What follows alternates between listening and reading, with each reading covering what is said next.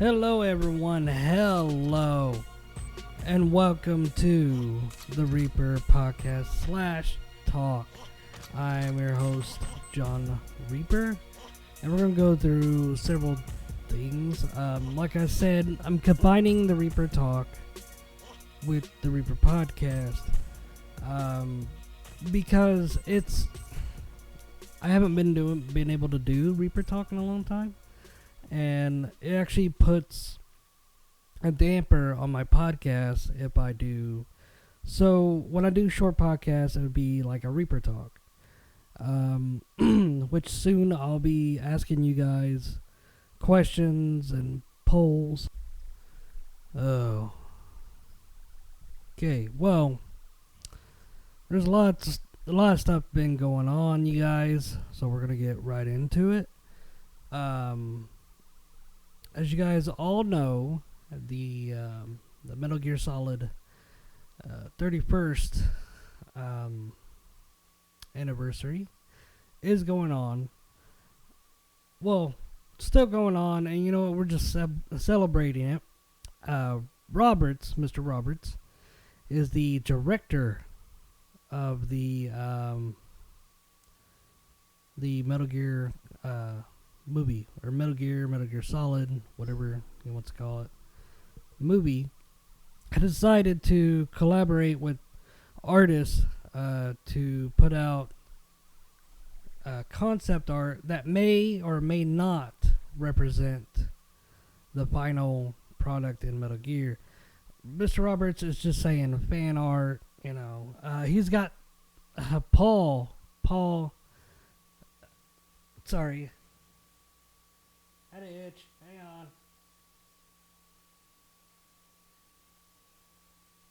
on. Okay, that was weird. But anyway. But Paul Eating or however you pronounce his name, sorry. The Colonel of Metal Gear, Colonel Roy Campbell, is actually did like a little codec thing. And it's so awesome. The 31st, you know. And it's weird how, like, David Hayter keeps sneaking, like, everywhere. Because, like, he'll do, like, a building and he'll take a picture of himself in a building that says sneaking in or whatever on a mission or whatever. And then I'm like, okay, what? Okay. You know, he's probably doing a meeting or something with somebody. But then, all of a sudden, it's Roy Campbell says, you know, Snake is getting the details and all that. It's like, So that's why he's saying all this stuff, because he's coming around. He's going around to different places, and it's so weird to get the voice actors involved with this as well. You know, it's really awesome. And of course, Roberts retweeted what my experience was, and he loved what I had to say, you know. It was a hard time for me. If you guys did not follow me on Twitter, I will tell the story now. That way to get it over with and done. I can get it out there. I don't know if you guys heard it in my past podcast or whatever, but Metal Gear had an impact in my life. You know, I'm not saying my faith didn't either, but it was really, really hard to deal with. Of course, me and my father connected through actually a Konami game, Contra. And we connected through Terminator arcade games, you know, for the Super Nintendo, you know. That's where I really began as Super Nintendo. When the PlayStation came out, the first ever game that I played was Metal Gear Solid demo. That was the first ever game I played. Second game, of course, was Tomb Raider. You know, Tomb Raider 2. But it was so awesome. The memory. the memory I had from that was that it was just sitting there, and go figure, my grandpa, gets it. Cause I don't know if it's his like first game, but he got this game system, and I was like, oh, cool, what's this? You don't need cartridges, you need disc. So I'm like, oh, cool. And he puts in the demo, and he lets me play some of it. And then, like, the first game I come across is Metal Gear. I was like, oh, this kind of looks cool. So I clicked on it to play it. I mean, it was revolutionary, too. I mean, like, there's a disc that had a whole bunch of videos of games and demos. You can actually play short versions of the game, that ain't even out yet. And I thought that was awesome. Okay, put a flag there, because I think PlayStation needs to go back to that. They need to go back to demos. I mean, they have demos you can download, yes, but they really need to go back to demo disc. Like, to me, that was awesome. And I know everything will probably eventually go to digital. It's like, oh, that's digital. Now, who cares about disc? Just like MP3 players. There used to be like CD players everywhere. Now you have your phones or your MP3 player. I mean, the MP3 players are becoming extinct as well, because like I've got one in my car. I've got a Sony Walkman MP3 player in my car, and was it one of my son's friends was like, oh, cool, so you can hook up to the internet with that. And it's like, no, I'm trying to tell him, you download songs, and you take those songs and you put them on in a folder, and you put the folder into this, and then you could play songs off of this. And of course my son knows what it is, and his friend did not get that at all. It was so embarrassing. It was like, I feel old. He's like, but can you search this song? I was like, I don't have it because I never heard it, and I never downloaded it. Well, try searching this song. I'm like, it doesn't hook up to the internet. And he just kind of looks at me. I was like, no, this is just a device that you listen to stuff. It's kind of like a CD player. And then he's like, what's a CD player? I'm like, oh, I felt old, man. Like, I'm not that old. I'm 29. I'm not that old. It was horrible. So, yeah, I think, to be honest, I think Sony needs to go back to the demo disc, because it's that feel of getting. It feels like you're getting content exclusively to you, because like I was subscribed to the PlayStation Underground, which I would get demo disc every month. Behind the scenes secrets, of course, with the internet, with journalism, YouTubers, everyone out there. It's kind of hard for stuff like that to come back. They do have PlayStation Underground, but it's different now, though. But I don't know. To me, demo discs need to come back, because that was like, dude, I still have them. I still have, and also PlayStation Magazine.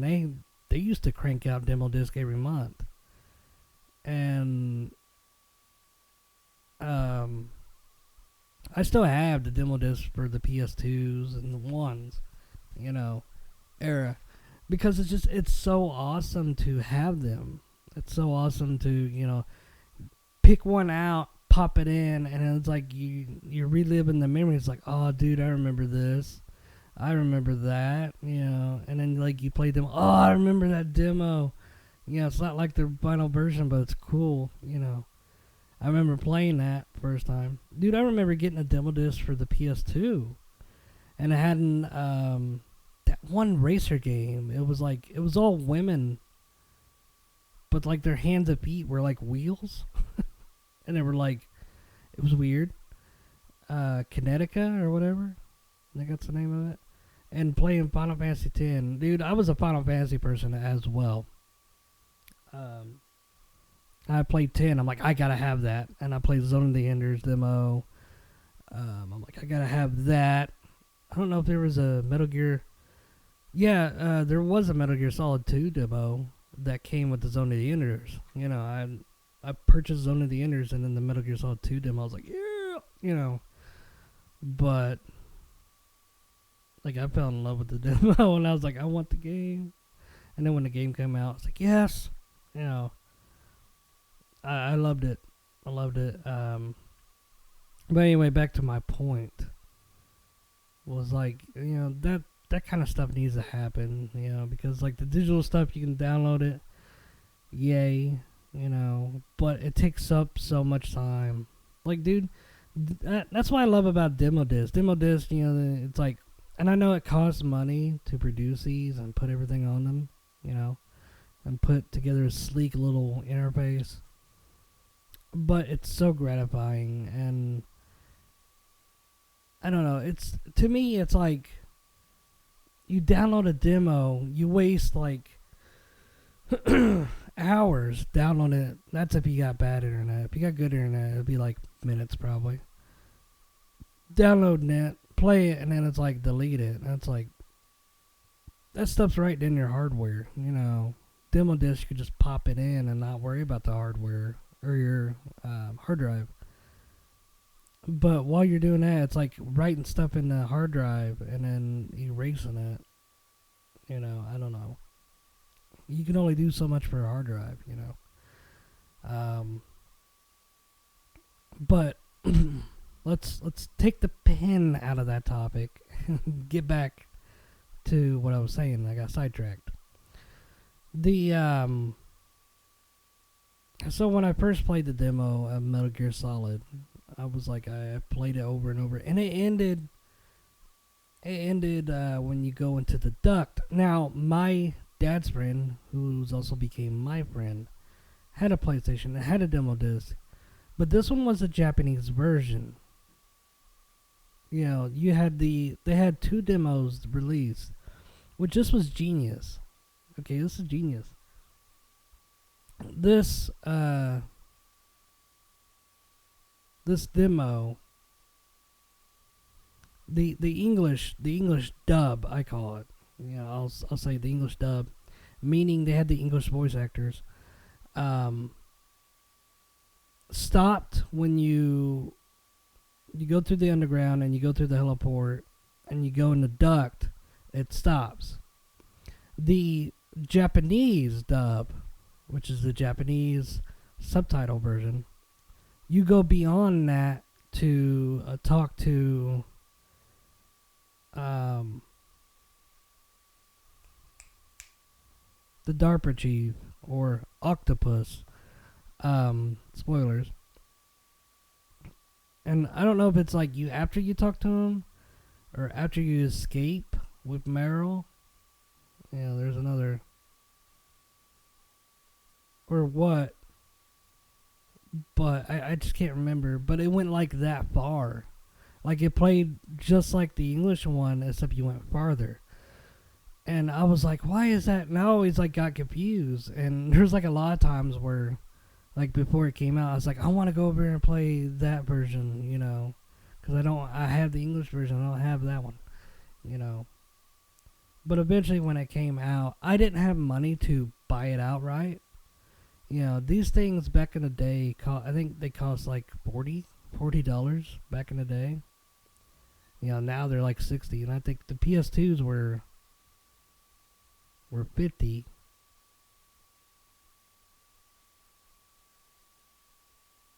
Or something like that, and then like the PS3s went up a little bit. And the PS4s, they kind of stayed the same, so it went up a little bit.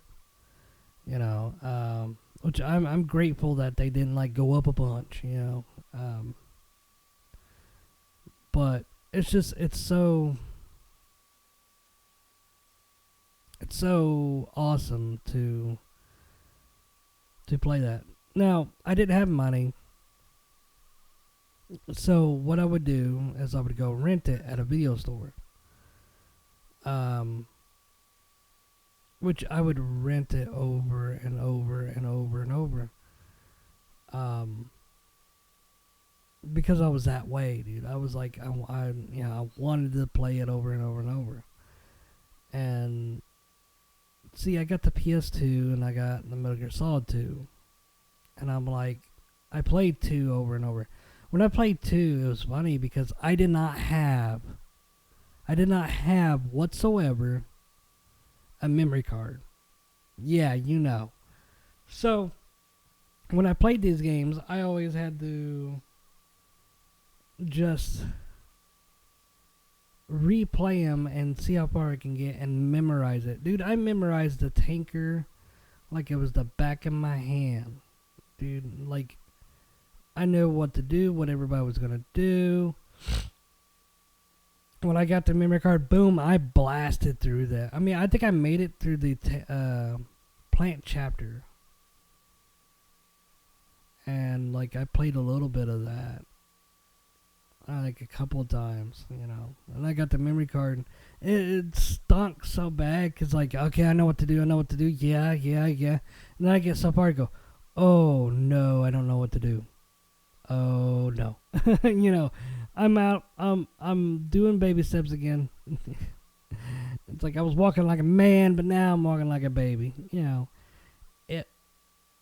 it was incredible. It was incredible. After that, I was like, I need to get, Metal Gear Solid 1, so I bought 1. And of course, my dad's like, why are you doing that? You need to go forward and buy the new ones, not go backwards and buy the old ones. I was like, well, you have to buy the complete saga. That way I could play, you know. And he's like, oh, okay. I get what you're saying now. Because that way you can play, and, you know, if you didn't pick up on something, then when you replay, I was like, yeah, you know. So, you know, doing that, my dad actually went to war the first time, and this was like hard on me because at the time, you know, my mom didn't have a place. You know, they got separated, like, after, I think it was like after 9/11 or during 9/11 or whatever, and I know it was like after, I think. I'm really not for sure. I don't know what, you know. Like, my memory is just so, like, everything was, like, happening tragically. And it really stunk. It really stunk. But before Dad went over, they actually got a divorce, you know. And I wanted to stay with Dad because, I don't know, my dad was, like, alone. Like, he didn't have anybody, and I didn't want to do that to him. You know, I think eventually, like, I wanted to stay with Mom, I think. But eventually, I'm like, I want to stay with Dad. You know, I felt bad. I felt real bad. And, you know, he went to war. And I would go live with my mom and grandma and grandpa, which they would drop me off at the house, and I would constantly over and over and over watch the demo or watch the trailers for Metal Gear Solid 3 because I was getting ready to come out. And I was like, I could not wait for that game. And I think I either got it before Dad came home or I got it after. Yeah, it just came out when my dad came home. Like, it was getting close to my dad coming home. And I remember my mom actually got apartments and stuff like that. And like, I don't think it was out yet. But the coolest thing is I went to school and everybody was like, I was sitting there like studying or doing stuff at school, and then everybody was like looking behind me, and I was like, what?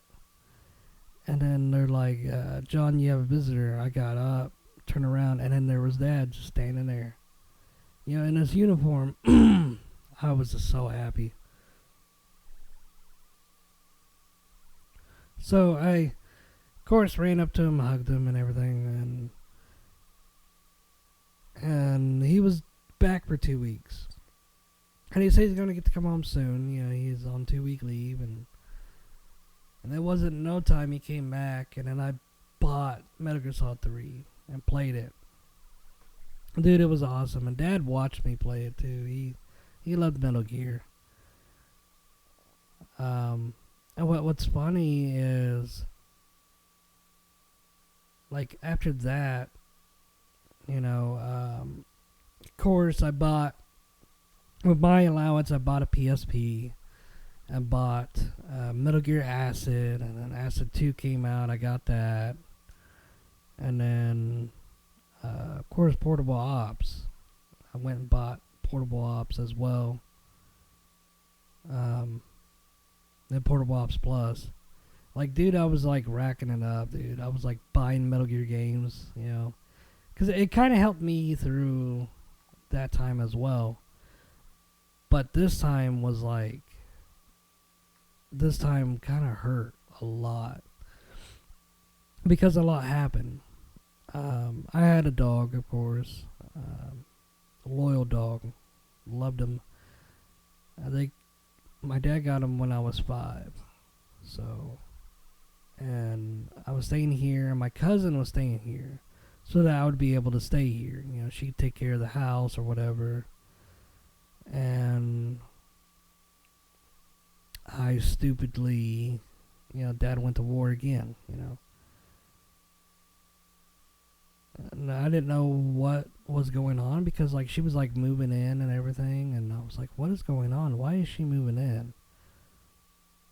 Because, like, I thought my dad was going to sell the house. And then my dad, like, set me down. And after she got situated, he goes, but I'm going to go back. And I was like, go back where? He's like, I'm going to go back to Iraq. I'm like, really? And I go, you just got here. You know, well, I mean, like, it's been years, but sorry about that. But it's, he went back, and I hated it so much. And I would play Metal Gear games, you know.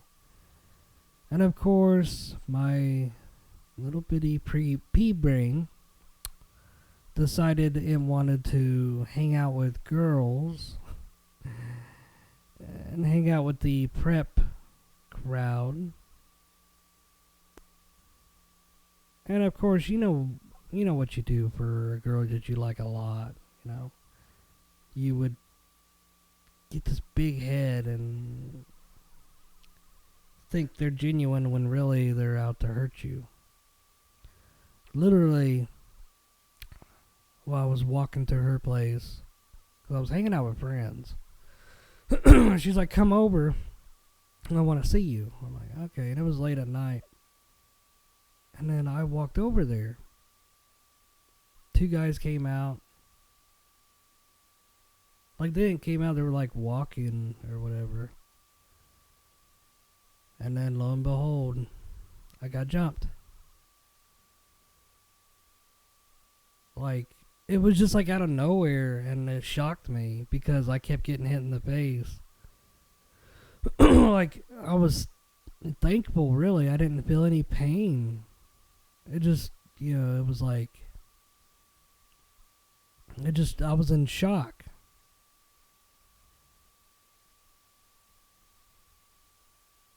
And then they took off. And of course, I had a bloody nose. You know. Everything was all messed up. You know. I drove back to my friends, and I had good friends. I should have like kept in contact with them, but you know how things are. You grow apart. But they actually all got in the car with baseball bats and stuff. They were gonna mess this person up. You know, they're like, no, it's not cool, man. He goes, when you see a friend coming in, you know, because I think somebody was trying to calm him down. He's like, no, dude, when you see a friend come in the door, bloody nose, and he got jumped, saying he got jumped, I ain't down for that. You know, they were walking the streets, dude, like with a baseball bat. They were going to put the hurt on people, you know. And that's what you call friends, man. You know, and it really, really stunk. And of course, back home I was hurting. I had one friend stay home from school to watch me, because I mean they knew where I lived. You know, he was making sure they didn't come and still beat him up. You know, or beat me up. So it really, and then I messed everything up by telling my mom. And of course, mom goes into mom mode. She lived all the way in Lafayette, you know. She goes into mom mode, or she lived like, I think, 2 hours away, and was like, called the cops, and, you know. Then I found out that I was living with my cousin, not a parent, and they're like, you can't be here. So I told mom, I was like, Mom, they don't have to know. They're not going to drive by the house. You know, if they say anything, I could say, you know, living with you, or living, you know, you gave full, you know. So she said no to that. I had to go. So I moved in with her. And then my dog was alone. My cousin left the house because she felt like it wasn't right. And yeah, I left my friends, my family, my best friend dog. That, you know, I left. I left. Sorry, I'm trying not to get emotional here, but I left them all behind. And I had no one. I was homeschooled, and I had no friends to talk to, because I didn't get numbers. It was just happening all at the same time. I had no one. I had no I mean, if it would have happened in these days, it would have been fine, because I would have Facebook and, you know, all that. But no, I didn't have nothing. I had a cell phone, but yeah. My aunt was power of attorney, which later on proved to be. But I sat there and played Metal Gear 1 and 2. Because, I mean, 3 was good, but 3 was like, you know, it felt like I was Big Boss. Like, I was getting betrayed and all that. And every time I played it, if I felt down, I was like, I can't play this, you know, when I'm down. So I played 1, and 1, it felt like I was Snake, you know, searching. You know, Snake's there searching, you know, for answers and battling this battle, you know. And then once he battles the battle and finds the answers he's looking for, he's free. And he drives off, you know. 2, it felt like I was riding and Snake was talking to me, you know, like, don't give up on your life, you know, pass on what you've learned, blah, blah, blah, blah. And it really connected. Really, really, really did connect with me. And I played those games over and over. And everyone's getting concerned, like, why do you stay in your room all the time? Why do you play the same game. It's like I just need encouragement because I ain't got nobody, you know. And then mom's like, well, you got me and your stepdad. I'm like, it's not the same, mom. You know, she didn't mean to. She thought she was doing the right thing, you know, and bless her for doing that, you know. But in the process, it hurt me because what she thought was the right thing wasn't really the right thing to do, you know, because it like killed me because I had to leave everything behind. And my whole world was like crumbling down because I found out that my dog passed away. I'm like, great. And found out that he passed away alone. Curled up outside alone. I was so mad at my mom. Like, I was just so angry because in my mind, I felt like he was thinking that I didn't care about him, that I left, that everyone left him and he was alone and nobody cared. Like that really hurt me. That really did hurt. I'm sorry if I'm pausing, you guys. I'm trying to hold back all these emotions I'm feeling, you know, digging up the past. But you guys need to know the stuff I've been through. It's nothing compared to anybody starving or going through abuse. But it's my story. And I think you guys need to hear my story.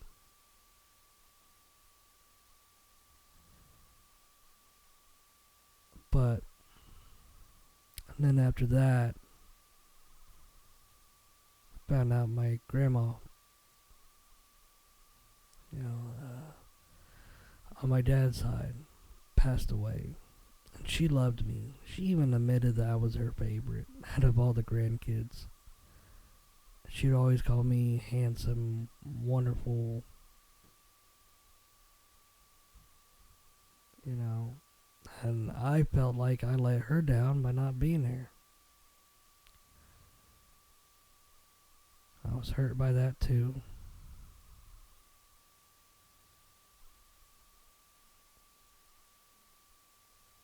You know, so I had to drive down for the funeral.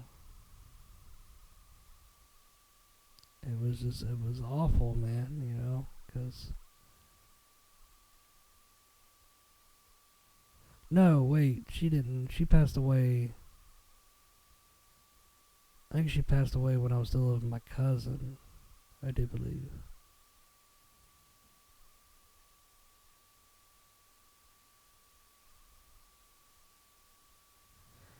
I think so because my cousin had to go tell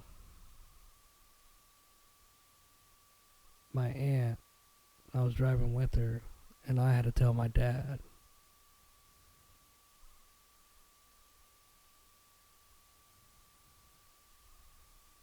I think. I'm not. Like I said, it's in the past, it's all jumbled up, you know, stuff that I had to put back, you know. But through the whole mess, I had to deal with that. And then I wanted the PS3 so I can get Metal Gear Solid 4, you know. So then we moved there to Kentucky, which is 6 hours away from my home. So I was really, really far. And this is not like other houses around. No, I was like by myself, alone, nowhere to go, no stores. You know, there we can go to stores or whatnot. There was no stores. And I did not want to be there. You know, and then I got to go home and live with my grandfather. And then I went there to, when I got 18, I could move back here. And then my dad actually came home for 2 weeks. You know, bought a futon, put it together, and got stuff straightened around. But before he came back for 2 weeks, and after, I was actually surviving. My aunt only gave me $70 a week, and that was for like gas and everything else and food. You know, to buy groceries. You know, so I lived on ramen and rice. 'Cause, I mean, that's the cheapest, biggest meals you can afford is rice and ramen. So I lived on that for a whole year. A whole year living on rice and ramen. Everybody, you know, there were certain people that laugh about it. Like my friends would bring over and they would laugh about it. And they would actually like, I remember my friend brought over his girlfriend and I had a couple of beans, can of beans, ramen and rice up there in the cabinets. And she was just checking because she wanted something. I was like, well, if you want whatever's in there, get it, you know, whatever. And then she opened the cabinets and she like laughed and, you know, my friend was like, what are you laughing at? She goes, because he's got the only beans and rice and ramen. He looked at her and said, you need to get out. I don't want to be with you. You need to get out. And she's like, why? He goes, because you laugh at my friend. You know, you don't know what he's going through. Get out. You know. So he ended it there with her. He goes, no, I don't need to be with somebody like that. So, and the friends would come over and they would cook. They would bring hot dogs and cook on the grill, hamburgers. They would make sure I was fed. They would buy stuff, you know. And when my dad came back, he bought me the PS3. You know. And then Metal Gear Solid 4 came out. Oh, I was in heaven. And of course, I met what I thought was my love, which is my son's mom. Dude, I was going to marry this girl. I thought, you know, we had a kid together. And I was like, okay, I need to marry her. I did ask her. I think she said, yeah. I was like, oh, cool, you know. There was like a promise thing, I guess. You know. But it turns out that she was seeing... I found out recently, but I knew she was seeing one guy behind my back. But couldn't find out she was seeing two. It was just funny. Really funny that, you know, and she actually broke up with me on Valentine's Day. And it wasn't like subtle. It was like all of a sudden, like, she was, I can't do this anymore. I can't be with you. Bye. On Valentine's Day, which I thought everything was going good. Yeah, it was that cold-hearted. Exactly that. That was her words, and then she would not answer my phone call. I can't be with you. Or I can't do this. I can't be with you anymore. Bye.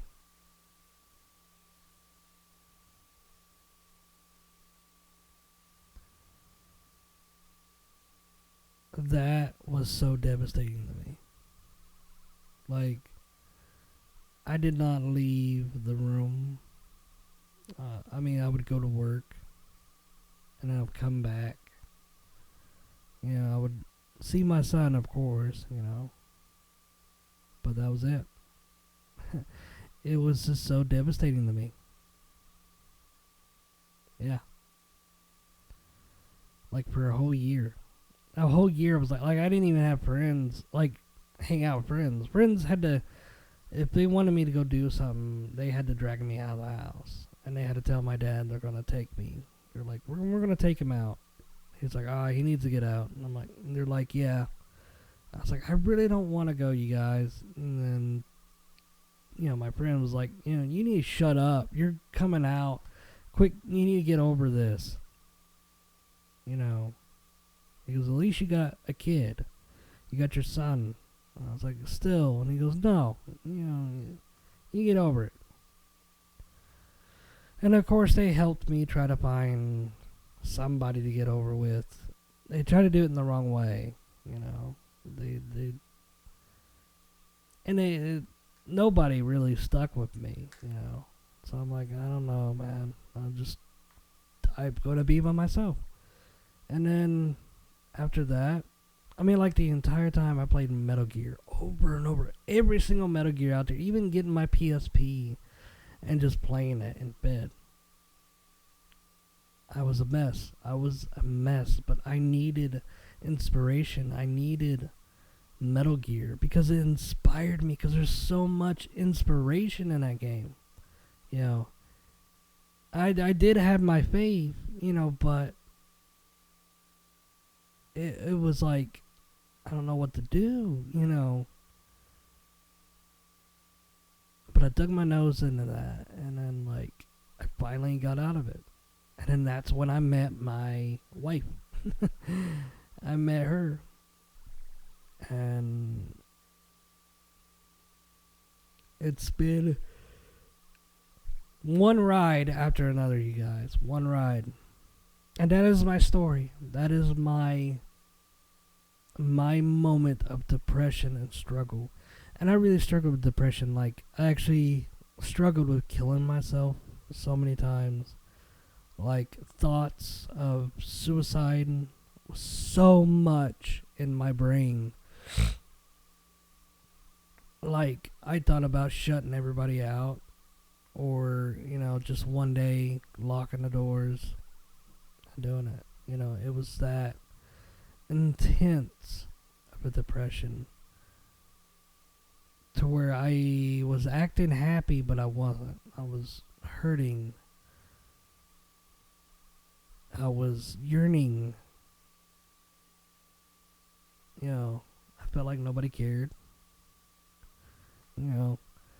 Me being dumped on Valentine's Day, me being drugged from my friends and family, and my dog, and everyone I knew and loved, just so, I felt like nobody cared. Everybody cared about themselves but me. That's how I felt. I felt like, why even exist, if I'm just gonna be a punching bag, a laugh. It really, really just, stunk. But guys, before I end this podcast, I do want to say thank you. Thank you to Konami. Thank you, Roberts, for sharing that. And Kojima. You guys rock. All of you guys. All you guys are listening. All you guys out there on Twitter. You guys rock. Alright? I wouldn't be here if it wasn't for Konami and Hideo Kojima making Metal Gear. I would not be sitting here talking to you. To be honest, I think I would have probably ended myself. I would have probably. If I did not have inspirational courage. And David Hayter, thank you for being Snake. Your voice and Snake's lines just, every once in a while when I need a pickup, I play Metal Gear. I still play it. I don't care. I'll play the old ones, like Metal Gear 1 for the PS1, Metal Gear 2. I'll still play them because they're awesome.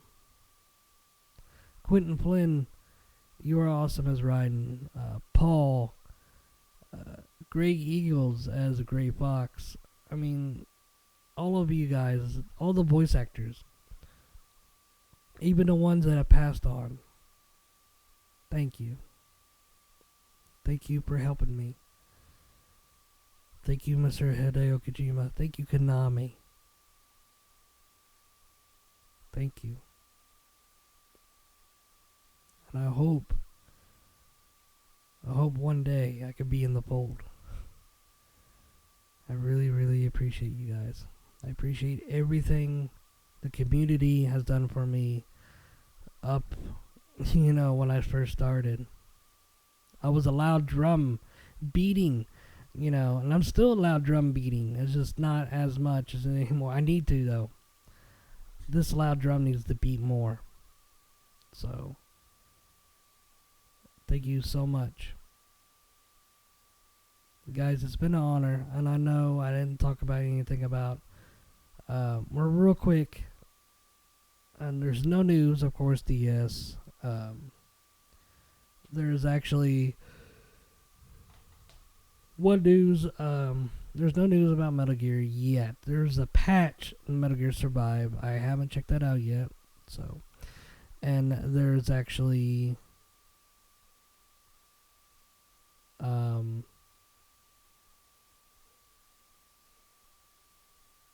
yeah, the Brawley movie coming out. That was an intense trailer they released. I loved the trailer. I loved it. It's Brawley, man. I might do a video about that as well. So, and what else? There was something else. I'm pumped for Kingdom Hearts 3. I'm pumped for everything that's coming out. Resident Evil 2. It's so... I feel like a kid again. But thank you guys so much for listening to the Reaper Podcast / the Reaper Talk. Thank you guys so much, and I will see you guys next time. See ya.